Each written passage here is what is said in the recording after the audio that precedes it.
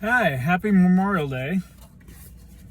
I just wanted to read this one part that was pretty inspiring.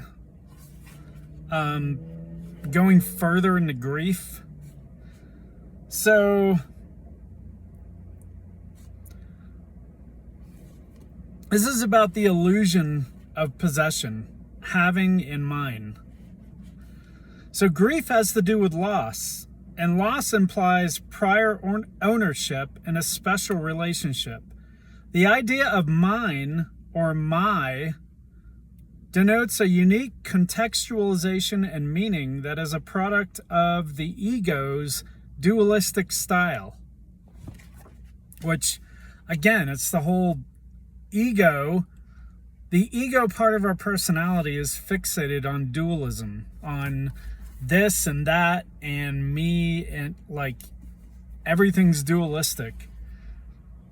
So as a product of the ego's dualistic style of mentation, by which a separate I is magically bonded in fantasy to an it or a you, and thereby to some quality, possession, or person. For example, a watch is merely just an object, but with claim of ownership, it is now imbued with a unique, special, magical quality called mine. Right? What was just a watch now becomes my watch, and thereby magically transformed into my watch, or my cat, or my wife, or my son, or my daughter. See? When this is emphasized, it becomes my favorite watch. By this process, attachment, control, fear of loss, and sentiment are now added to the composition of the unique quality of specialness. So these things are just things, and we add, because it's mine, we add all this stress to it, basically. One can really see that the stage is now set for tragedy, which occurs if a person thinks they have lost my watch rather than just a watch. It becomes obvious that the moment possession and the idea of mine are introduced, bondage arises.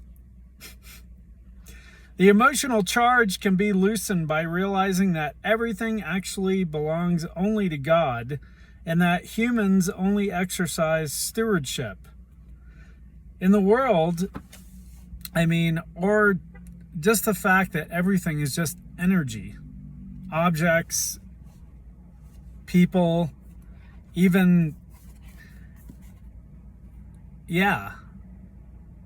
the concept of my body. My body. I'm the steward of this body. In the world, ownership is a transitory specialness. It's fleeting. And value and worth are only in perception, conceptualization, and legalities. Accompanying possession are other attachments of the ego, such as pride, feeling of security, and sensory pleasure. The feeling of happiness is initiated by the satisfaction of an inner want that releases neurotransmitters in the brain, such as serotonin and endorphins, that are the consequences and concomitants, but not the source of the experience of happiness itself. Crazy.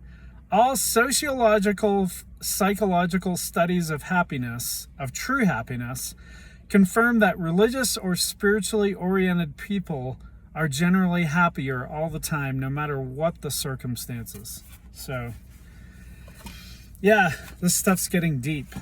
And that has everything to do with grief. And yeah, again, happy Memorial Day. Hope you have a good day cooking barbecues or burgers or whatever. So until next time.